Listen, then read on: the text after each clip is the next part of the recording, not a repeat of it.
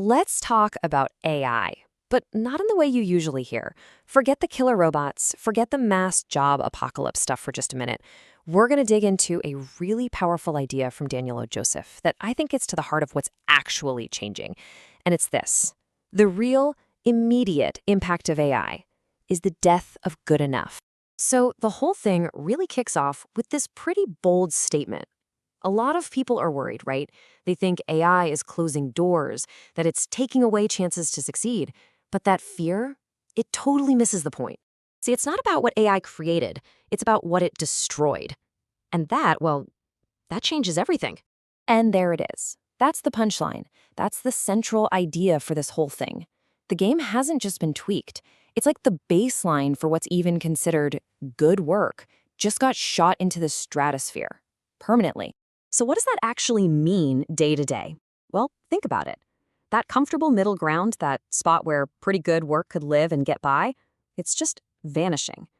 AI can now crank out pretty good work in seconds, which means if you're a human, your effort has to clear a much, much higher bar just to get noticed. Just think about the habits that used to be totally acceptable. Posting to your blog once a week? Yeah, that was fine. Casually learning a new skill on the side? Great. Having a few half-finished projects lying around? Who doesn't? That used to be enough. But now, the baseline is so high that this level of effort is completely invisible. It's like it doesn't even register. So you're left with this really stark choice. You either adapt or you disappear. Okay, but here's the crazy paradox. You'd think a tool this powerful would just create this massive explosion of productivity, right? But for so many people, it does the exact opposite. It creates this dangerous new kind of trap. And this is the million-dollar question, isn't it? With all this incredible new power at our fingertips, why do so many of us just get stuck? Why does this amazing engine cause so many people to just completely stall out? The answer, in one word, is overwhelm. It's just too much.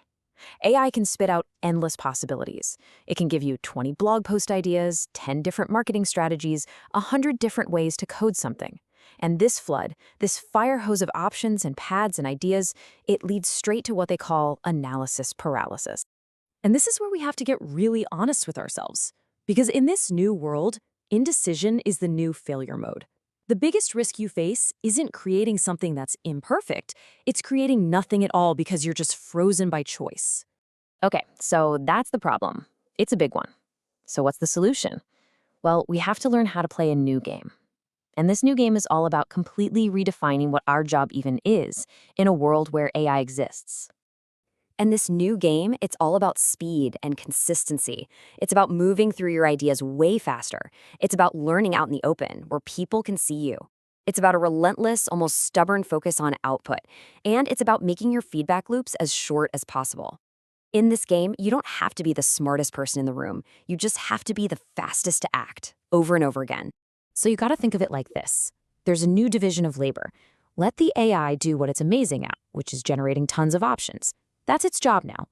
Your job is to bring the uniquely human stuff. Your taste, your judgment, your decision-making, and frankly, your persistence. AI can't choose the right path for you. Only you can do that. All right, so how do you actually do this? How do you build that muscle for speed and decisiveness? Well, you need a filter. A really simple, powerful tool that helps you cut through all that noise. And the philosophy behind it is simple, but man, is it powerful. You have to get ruthless.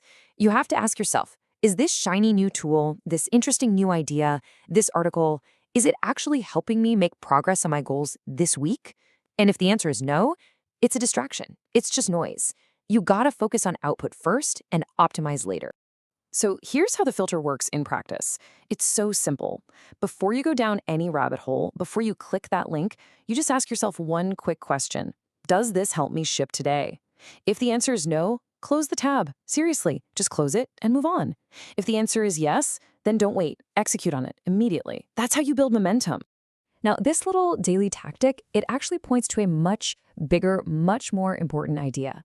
See, winning in the long run, it's not about waiting around for motivation to strike. It's about building a system. It's about building a machine that runs whether you feel inspired that day or not. So who does this new era really belong to? It doesn't belong to the person with the highest IQ. It belongs to the people who start before they feel ready. It belongs to the people who are just boringly, relentlessly consistent. And maybe most important of all, it belongs to the people who don't quit when the initial excitement and the novelty of it all wears off. And if you remember one thing from all this, let it be this. Motivation is cheap. It's fickle. It comes and it goes. A system is what produces results day in and day out. A system is what will let you actually leverage the full power of AI instead of getting crushed by it. So how do you build one? You keep it dead simple. Don't overthink this. Just pick one thing you want to create consistently. A newsletter, a video, a piece of code, whatever. Pick one schedule you know you can stick to.